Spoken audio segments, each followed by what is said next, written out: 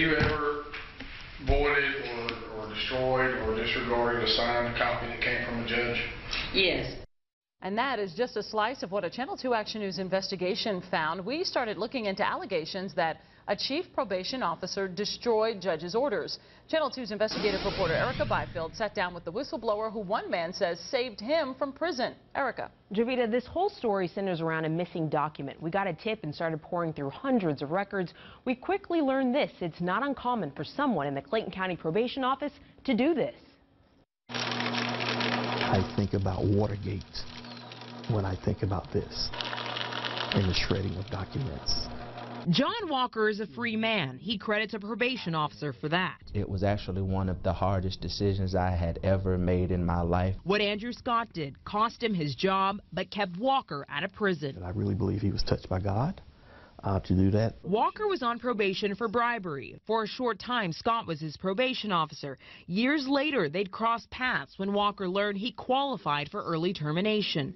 More time would pass. Then one day, outside the Clayton County Probation Office, Scott sought out Walker's attorney. I say, sir, I know you don't know me. Scott had overheard Wayne Kendall and his boss, Shakita Dean, talking. He says Dean told Kendall Walker had never been approved for early termination. Records show otherwise. September 2013, an officer wrote, the petition for early termination has been completed and sent to Judge Simmons to be signed. The next entry is from Dean on October 1st. FOA discharge not sent to the judge in error and therefore voided by the chief.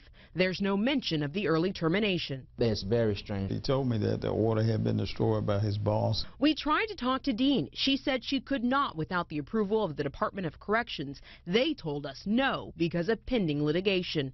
We did get Dean's side, though, when she spoke to a state investigator. Did you shred, destroy, or discard the petition for early termination for probation or Walker? Did you void it? Yes. Dean told Judge Matthew Simmons the same thing in open court. The problem, there's no proof. The document no longer exists. In February, Judge Simmons ruled it's more likely than not that he signed the order, and he immediately ended Walker's probation.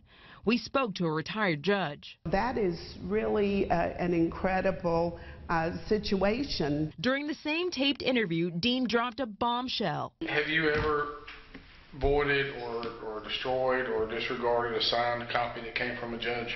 Yes, only as it relates to being wrong, not because I'm trying to keep somebody from getting it. That would be, in my opinion, a violation of Georgia law.